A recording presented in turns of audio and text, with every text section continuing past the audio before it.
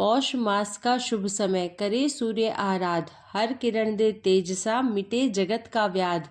पौष कथा का पाठ कर पाओ जीवन दान, धर्म योग संयम सहित बढ़े सदा सम्मान। हरे कृष्णा। आप सभी का दिन शुभ और मंगलमय हो। भगवान श्री कृष्ण की कृपा आप सभी पर सदा सर्वदा बनी रहे। आज से आप हमारे इस चैनल पर हर दिन नियम से पौष मास महात्म्य की कथाएं सुनेंगे। पौष मास धर्म और साधना का अनुपम संगम है, जिसमें भक्ति की धारा हर हृदय को शीतलता और ऊर्जा प्रदान करती है। इस मास में तपस्या, दान और सत्कर्म का विशेष महत्व है। पौष मास की कथा हमें जीवन में शुभ कर्मों का महत्व और ईश्वर की कृपा प्राप्त करने का मार्ग दिखलाती है। आइए श्रोताओं, आज की इस दिव्य कथा के माध्यम से हम सभी अपने जीवन को पवित्रता और भक्ति से भरते हैं। हिंदू धर्म में सभी माह का अपना विशेष महत्व है। हिंदू कैलेंडर के 10वें महीने को पौष का महीना कहा जाता है, जिसे आम बोलचाल की भाषा में पूष मास भी कहते हैं। मार्गशीर्ष पूर्णिमा तिथि के समाप्त होने के बाद से ही पौष मास की शुरुआत हो जाती है। साल 2024 में पौष मास 16 दिसंबर से शुरू होकर 13 जनवरी 2025 को समाप्त होगा और पौष मास की समाप्ति के बाद ही माघ मास की शुरुआत हो जाएगी। पौष माह की पूर्णिमा पर चंद्रमा पुष्य नक्षत्र में होता है, इसलिए इस मास को पौष मास कहा जाता है। इस पवित्र मास में दान और तर्पण करने से पितरों का आशीर्वाद प्राप्त होता है। जीवन में सभी शुभ फलों की प्राप्ति होती है। इस महीने में सूर्यदेव की पूजा करने से व्यक्ति को तेज, बल और बुद्धि की प्राप्ति होती है। इस महीने में यदि पितरों का विधि पूर्वक पिंडदान किया जाए तो पितरों को बैकुंठ लोक की प्राप्ति होती है और पितृदोष से छुटकारा भी मिलता है। तो चलिए पौष मास की कथाओं का आरंभ करते हैं ठाकुर जी की एक सच्ची कहानी के साथ, जिसमें ठाकुर जी ने पंचायत में गवाही देकर एक ब्राह्मण की शादी करवाई थी। एक समय की बात है, एक वृद्ध ब्राह्मण थे। वे ब्राह्मण बहुत धनी थे। उनके 4 पुत्र और एक पुत्री थी। चारों पुत्रों का विवाह हो गया था, पुत्री का विवाह होना बाकी था। ब्राह्मण वृद्ध थे और तीर्थ यात्रा करना चाहते थे, परंतु वृद्धावस्था के कारण वे स्वयं अकेले तीर्थ यात्रा पर नहीं जा सकते थे। उनके चारों पुत्र अपने पिता का कहना नहीं मानते थे और वे सभी अपनी अपनी गृहस्थी में इतने व्यस्त थे कि उनके पास अपने पिता को तीर्थ यात्रा पर ले जाने का समय ही नहीं था। एक दिन वृद्ध ब्राह्मण ने अपने गांव के रहने वाले एक गरीब ब्राह्मण पुत्र महेश से कहा, अरे भैया, तुम काम के लिए इधर उधर भटकते फिरते हो। यदि तुम मुझे तीर्थ यात्रा करा लाओ तो मैं तुम्हारे खाने पीने की व्यवस्था कर दूंगा और तुम्हें कुछ धनराशि भी दे दूंगा। महेश भगवान श्री कृष्ण का भक्त था। वह बोला, यह तो बहुत अच्छी बात है, आपके साथ मुझे भी तीर्थों के दर्शन हो जाएंगे। महेश तीर्थ यात्रा पर जाने के लिए सहर्ष राजी हो गया। दोनों तीर्थ यात्रा पर निकल पड़े। वृद्ध ब्राह्मण जहाँ जहाँ जाना चाहते थे, महेश उन्हें उन सभी तीर्थों में ले गया। पूरे मार्ग में महेश ने उन वृद्ध ब्राह्मण की बहुत सेवा की और हर तरह से उनका ख्याल रखा और उन्हें किसी प्रकार का कोई कष्ट होने नहीं दिया। यात्रा करते करते वे दोनों वृंदावन पहुंचे। वृंदावन में वृद्ध ब्राह्मण बीमार हो गए। महेश ने उनकी खूब सेवा की और उन्हें कुछ ही दिनों में स्वस्थ कर दिया। महेश की सेवा से वृद्ध ब्राह्मण का हृदय द्रवित हो गया, इसलिए वह उसे कुछ देना चाहता था। जब वे दोनों वृंदावन में श्री ठाकुर जी के दर्शन कर रहे थे, तब उस वृद्ध ब्राह्मण ने महेश से कहा, बेटा, तुमने मेरी बहुत सेवा की है, मैं तुम्हें क्या दे सकता हूँ। मेरी एक पुत्री है जो बहुत सुंदर और गुणवान है। मैं चाहता हूँ तुम उससे विवाह करो और मैं तुम्हें बहुत सा धन भी दूंगा। महेश बोला, बाबा, तुम यहाँ बोल तो रहे हो कि तुम अपनी पुत्री का विवाह मुझसे करोगे, लेकिन क्या तुम्हारे चारों पुत्र इस बात को मानेंगे? वृद्ध ब्राह्मण बोला, मेरे पुत्र मेरी बात क्यों नहीं मानेंगे?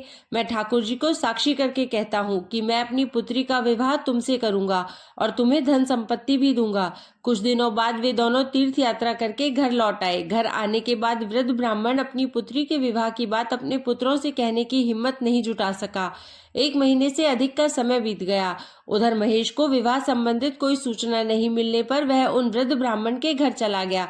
घर जाकर उसने वृद्ध ब्राह्मण को उनका वचन याद दिलाया कि आपने अपनी पुत्री का विवाह मुझसे करने का वचन दिया है, तो आप अपनी पुत्री से मेरा विवाह कब करवा रहे हैं? गरीब ब्राह्मण के मुख से ऐसी बात सुनकर वृद्ध ब्राह्मण के चारों पुत्र क्रोधित हो गए। उन चारों ने मिलकर महेश की पिटाई कर दी और उससे कहा कि तेरी हिम्मत कैसे हुई हमारी बहन से विवाह करने के बारे में सोचने की?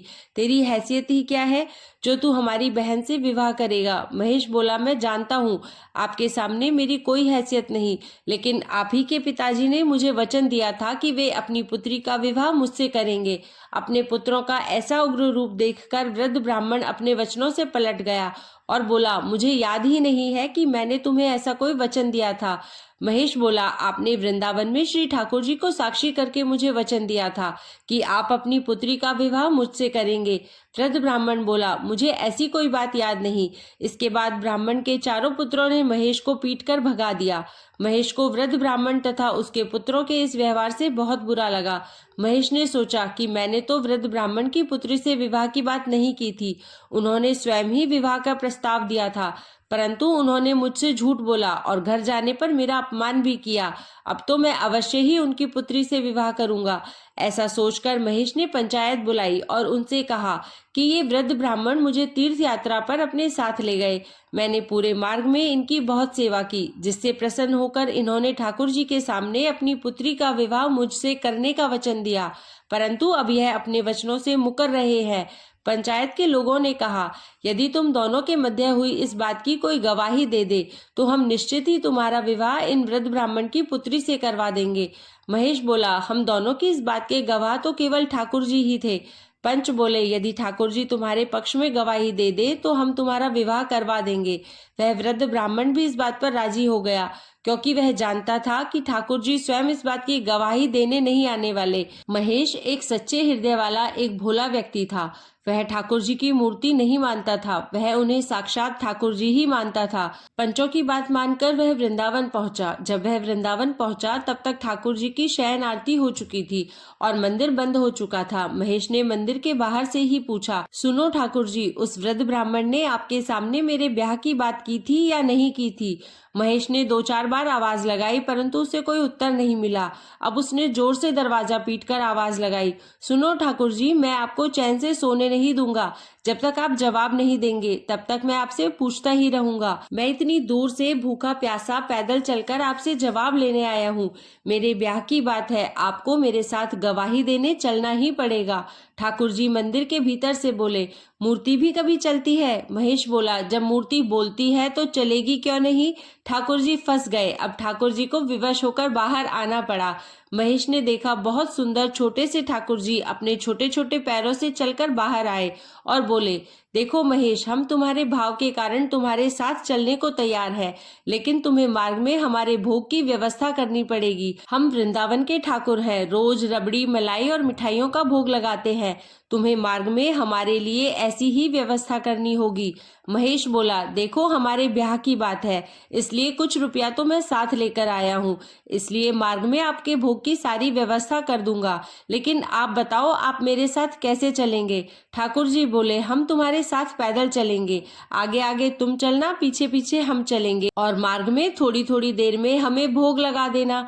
महेश बोला, ठाकुर जी वो सब तो ठीक है, लेकिन मैं आगे आगे चलूंगा तो मुझे कैसे मालूम होगा कि आप पीछे पीछे आ रहे हैं या नहीं? ठाकुर जी बोले, तुम्हें मेरे नुपुरों की ध्वनि पूरे मार्ग में सुनाई देगी, लेकिन एक बात याद रखना, यदि तुमने मुझे पीछे मुड़कर देखा तो मैं वहीं ठहर जाऊंगा और आगे नहीं जाऊंगा। बात तय हो गई और दोनों चल दिए। महेश मार्ग में समय समय पर ठाकुर जी को भोग लगाता हुआ आगे बढ़ रहा था और उसे अपने पीछे ठाकुर जी के नुपुरों की ध्वनि भी सुनाई दे रही थी। जब महेश अपने गांव के नजदीक पहुंचा तो उसने सोचा कि क्या ठाकुर जी मेरे पीछे आ भी रहे हैं या केवल नुपुर ही बज रहे हैं। यह सोचकर उसने पीछे मुड़कर देखा। उसने देखा ठाकुर जी उसके पीछे खड़े थे।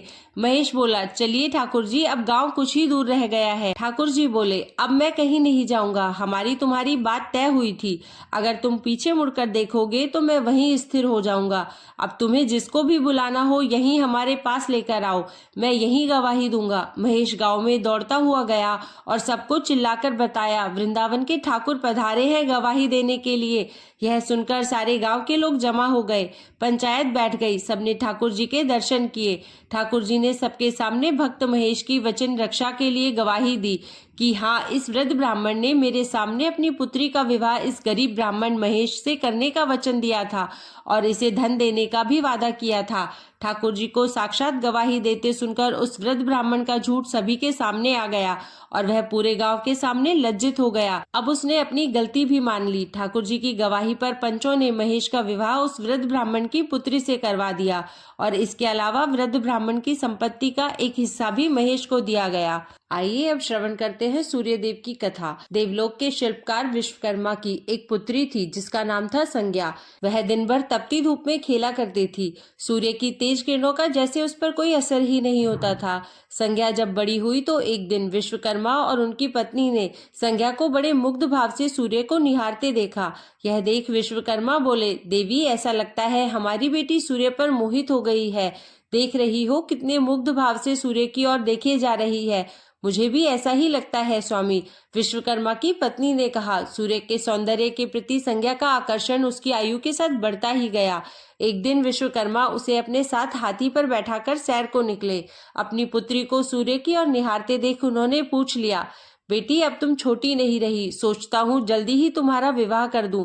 बताओ किस देव को तुम चाहती हो? पिताजी, आकाश में सूर्य से बढ़कर कोई तेजस्वी नहीं है, संज्ञा ने उत्तर दिया। ठीक है, हम सूर्य के साथ ही तुम्हारा विवाह करा देते हैं, विश्वकर्मा बोले। अपनी पुत्री को लेकर वे सूर्य के पास पहुंचे। उन्होंने अपनी पुत्री की इच्छा सूर्यदेव को बताई तो उन्होंने उनका प्रस्ताव सहर्ष स्वीकार कर लिया। बोले, आपकी पुत्री मेरे साथ विवाह करना चाहती है, यह मेरे लिए सौभाग्य की बात है। इससे यह तो पूछ लो कि क्या यह मेरा ताप सहन भी कर पाएगी। विश्वकर्मा संज्ञा को एक और ले गए और उससे पूछा, सूर्यदेव का उत्तर तुमने सुन लिया बिटिया, अब बताओ सहन कर लोगी हर ऋतु में उनका ताप? हाँ पिताजी, संज्ञा ने बड़े विश्वास के साथ कहा।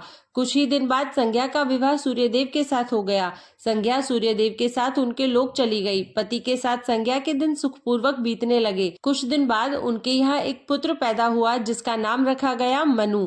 अनेक ऋषि मुनि बालक मनु को आशीर्वाद देने आए। यह बालक ज्ञानियों में भी ज्ञानी होगा, ऋषियों ने भविष्यवाणी की। आशीर्वाद सच निकला। जब वह कुछ बड़ा हुआ तो ऋषि मुनियों से शिक्षा ग्रहण करने लगा। सूर्यदेव और संज्ञा को अपने बेटे पर गर्व था। वे बहुत ही प्रेम से अपने बेटे का लालन पालन करते थे। अचानक एक बार ग्रीष्म ऋतु में सूर्य की किरणें बहुत ही प्रखर हो गई। उनका तेज अपनी चरम सीमा पर जा पहुंचा। संज्ञा की चमड़ी झुलसने लगी। सूर्यदेव ने उसे अपने पास बुलाया तो वह अपनी आंखों पर हाथ रखकर उनके पास पहुंची। सूर्यदेव बोले, संज्ञा, मेरी ओर देखो। तुमने अपनी आंखें क्यों ढक ली है? नेत्र खोलो और मेरी ओर देखो। मैं तुम्हारा पति हूँ। स्वामी, आपके ताप से मेरी आंखें नहीं खुल पा रही है। संज्ञा ने कहा, इसका अर्थ तो यह हुआ कि तुम मुझे अपने से दूर कर रही हो। विवाह के पूर्व मैंने तुमसे पूछा भी था कि क्या तुम मेरा ताप सहन कर पाओगी। तुम्हारी सहमति पाकर ही मैंने तुम्हारे साथ विवाह करना स्वीकार किया था, लेकिन अब तुम अपने वचन से मुकर रही हो। सूर्यदेव ने कुछ क्रोधित होते हुए कहा, स्वामी, इसमें मेरा कोई दोष नहीं। संज्ञा बोली, आपका ताप ही इतना प्रखर है कि। इतना सुनते ही सूर्यदेव और भी कुपित हो उठे। बोले, सुनो संज्ञा, प्राणवान वस्तुओं को जीवित रखने वाला मैं ही हूँ, परंतु तुमने मेरी ओर से आंखें बंद कर ली, अतः तुम्हारे गर्भ से जो बालक उत्पन्न होगा वह यम होगा। यम अर्थात मृत्यु का देवता। संज्ञा वहां से भाग जाना चाहती थी, लेकिन बच्चों का मोह उसे विवश किए हुए था।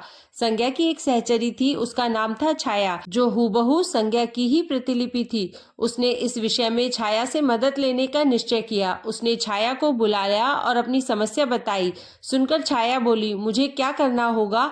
तुम संज्ञा बनकर मेरे पति के पास जाओ और उनकी पत्नी और मेरे बच्चों की माँ बनकर वहीं रहो। संज्ञा ने कहा, उन्होंने मुझसे पूछताछ की तो कहना मैं संज्ञा हूँ, भेद मत खोलना। छाया ने कहा, यह सब मैं करूंगी, लेकिन मेरी एक शर्त है। सूर्यदेव कभी मुझ पर बिगड़े या शाप देने लगे तो मैं सारा भेद खोल दूंगी। संज्ञा ने कहा, ठीक है छाया, अब जाओ और मेरे बच्चों को संभालो। तुमने मुझे बहुत ही कठिन काम सौंपा है संज्ञा, फिर भी मैं भरसक प्रयत्न करूंगी। छाया बोली और वहां से चली गई। उसके जाने के बाद संज्ञा सोचने लगी, मैं मायके जाती हूँ, माँ और पिताजी मुझे देखकर प्रसन्न होंगे। मैं कुछ समय वहां रहूंगी, परंतु पिताजी कहेंगे, स्त्री की शोभा पति के घर रहने में ही है। ऐसे ही विचारों में उलझी वह मायके को चल पड़ी। रास्ते में उसके मस्तिष्क में उलझने टकराने लगी। वह सोचने लगी, पिताजी जब मुझे लौट जाने को कहेंगे तब मैं जंगल में चली जाऊंगी। संज्ञा अपने मायके पहुंची। पिता ने उसका बड़ा सत्कार किया। बोले, आओ बेटी, सब कुशल मंगल तो है? नहीं पिताजी, आपने ठीक ही कहा था, ग्रीष्म ऋतु में मैं सूर्यदेव का ताप सहन न कर सकी। संज्ञा कुछ दिन वहां सुख से रही। एक दिन पिता ने उससे कहा, संज्ञा, तुम्हारे आने से मुझे बड़ा हर्ष हुआ है, परंतु विवाह हो जाने के बाद स्त्री को को मायके में अधिक समय तक नहीं रहना चाहिए। अब तुम अपने पति के घर जाओ, फिर कभी हमसे मिलने आना। तुम मुझे बहुत प्यारी हो, किंतु पति का घर ही स्त्री का घर होता है, यही मैंने सोचा था, संज्ञा मन ही मन बोली और एक रात चुपचाप पिता का घर छोड़कर जंगल में चली गई। वह सोचने लगी, मैं सूर्य के सामने नहीं जा सकती, अतः घोड़ी बन जाती हूँ। उस रूप में मुझे कोई पहचान नहीं पाएगा। घोड़ी का रूप धारण कर संज्ञा तपस्या करने लगी, सूर्य के ताप की शक्ति को कम करने के लिए। उधर छाया ने सूर्य के यहाँ जाकर संज्ञा का स्थान ले लिया था। सूर्यदेव ने उसे संज्ञा ही समझा। वे बोले, तुम लौट आई मेरे यहाँ, क्षमा कर दो स्वामी, मैंने अपनी दुर्बलता को जीत लिया है। छाया खेत भरे स्वर में बोली, संज्ञा मैं तो कब का तुम्हें क्षमा कर चुका, अब घर की जिम्मेदारी संभालो, बच्चों का लालन पालन करो, सूर्यदेव ने कहा। छाया ने कक्ष में लेटे दोनों बच्चों पर निगाह डाली और घर की जिम्मेदारियां संभाल ली। छाया इस घर में सुखी थी। वह प्राय सोचा करती, बेचारी संज्ञा, कितना अच्छा घर त्यागना पड़ा उसे, क्या वह कभी नहीं लौटेगी। समय पाकर छाया को एक पुत्र हुआ। पुत्र पैदा होने के बाद वह कुछ चिंतित रहने लगी। मुझे यह नहीं भूलना चाहिए कि मैं संज्ञा की छाया हूँ। छाया ने एक पुत्र और पुत्री को जन्म दिया। अब छाया का व्यवहार बदलने लगा। वह अपने बच्चों से तो प्यार करती थी, लेकिन संज्ञा के बच्चों को ताड़ने और उनके साथ दुर्व्यवहार करने लगी। मनु ने तो विमाता के व्यवहार को नजरअंदाज कर दिया, लेकिन यम को उसका व्यवहार खटकता रहा। माता छाया का यमुना बहन के साथ ऐसा व्यवहार करना उचित नहीं। वह अपने बच्चों के साथ तो कितना अच्छा व्यवहार करती है, हम भाई बहन से नफरत, एक दिन तो हद ही हो गई। छाया ने यमुना के बाल पकड़े और उसे डंडे से पीटते हुए बोली, कमबख्तों, मरते भी तो नहीं, मर जाए तो मेरा पीछा छूटे। जब छाया देर तक यमुना को पीटती रही तो यम से न रहा गया। उसने जाकर छाया का हाथ पकड़ लिया और गुस्से से बोला, बस माता, अब तुमने यमुना पर हाथ उठाया तो मुझसे बुरा कोई ना होगा। अच्छा, तेरी यह हिम्मत, मुझे धमकी देता है। ठहर, आज मैं तेरे पिता से इसकी शिकायत करूंगी। छाया क्रोध से सिहर उठी। छाया ने तो इस डर से सूर्यदेव से शिकायत न की कि कहीं उसका भेद उजागर न हो जाए, लेकिन यम और यमुना ने तंग आकर अपने पिता से उसकी शिकायत अवश्य कर दी। पिताजी, यह स्त्री हमारी माँ नहीं है। यम ने कहा, हाँ पिताजी, पुत्र माता से विमुख हो सकता है, परंतु माता की ममता कभी कम नहीं होती। यमुना भी बोल उठी, मैं देख लूंगा, तुम जाओ, डरो नहीं, सब ठीक हो जाएगा। ऐसा कहकर सूर्यदेव ने बच्चों को धैर्य बंधाया, लेकिन बच्चों के जाते ही वे सोच में पड़ गए। बच्चे ठीक कहते हैं, यह अवश्य ही कोई मायाविनी है। सूर्यदेव गुस्से में भरकर छाया के पास पहुंचे और उसके केश पकड़कर झकझोरते हुए बोले, सच बताओ तुम कौन हो, अन्यथा मैं तुम्हें कठोर दंड दूंगा। ठहरिए स्वामी, भय से कांपती छाया बोली, मैं संज्ञा की छाया हूँ। वह आपकी देखभाल का भार किसी को सौंपे बिना नहीं जाना चाहती थी, इसलिए उसने मुझे आपके पास भेज दिया। वह कहाँ गई है? सूर्यदेव ने पूछा। अपने पिता के यहाँ। सूर्यदेव सीधे विश्वकर्मा के पास पहुंचे और उनसे पूछा, संज्ञा कहाँ है? वह तुम्हारे तेज से बचने के लिए यहाँ आई थी। विश्वकर्मा ने बताया। अब वह कहाँ है? मैंने ध्यान करके पता किया है कि उसने घोड़ी का रूप ले लिया है। वह जंगल में घूमती रहती है और तुम्हारे तेज को घटाने के लिए तपस्या कर रही है। विश्वकर्मा ने बताया। तो आप मेरा तेज घटा दीजिए, फिर उसे खोजने के लिए चलते हैं। सूर्यदेव बोले। विश्वकर्मा ने सूर्यदेव के तेज का 8वां भाग छाट दिया, जिससे उनका तेज घट गया। फिर वे संज्ञा को खोजने निकले। उन्होंने राहगीरों से पूछताछ की, तुमने इधर कोई घोड़ी देखी है? हाँ, एक विलक्षण घोड़ी को हमने नदी के पास विचरण करते देखा है। राहगीरों ने बताया। उसमें विलक्षण क्या बात है? वह घोड़ी मानवी भाषा में बोलती है देव, तब तो वह अवश्य ही संज्ञा होगी। सूर्यदेव ने कहा। सूर्य घोड़ी के निकट पहुँचे और कहा, संज्ञा, मैं तुम्हारा पति सूर्य हूँ, अब यह घोड़ी का रूप त्याग दो। जब तक मेरी मनोकामना पूरी न होगी मैं यह रूप नहीं त्यागूंगी। घोड़ी बनी संज्ञा ने उत्तर दिया, तुम्हारी मनोकामना तो पूरी भी हो गई। सूर्य ने कहा, सूर्यदेव ठीक कहते हैं बेटी। विश्वकर्मा बोले, मैंने इनके तेज का 8वां भाग काट दिया है। पिता से आश्वासन पाकर संज्ञा ने अपना घोड़ी वाला रूप त्याग दिया और अपने स्वाभाविक रूप में आ गई। वह हर्ष और विभोर से अपने पिता से लिपट गई और फूट फूट कर रोने लगी। फिर उसने झुककर सूर्यदेव के पांव छुए और पूछा, स्वामी, हमारे बच्चे तो सकुशल है ना? हाँ, दोनों बच्चे ठीक है। मनु, यम और यमुना को अब फिर से माँ मिल जाएगी। सूर्यदेव ने मुस्कुराकर कहा, मैं अब कभी भी अपना घर त्याग कर नहीं जाऊंगी। संज्ञा बोली, आप छाया को क्षमा कर देना और अपने साथ ही रखना। दोनों का मिलन देखकर विश्वकर्मा ने भी अपना आशीर्वाद प्रदान किया। जाओ और सदा सुख शांति से रहो। सूर्यदेव और संज्ञा सूर्यलोक पहुंचे और छाया और बच्चों के साथ आनंद पूर्वक रहने लगे। बोलिए सूर्यदेव भगवान की जय।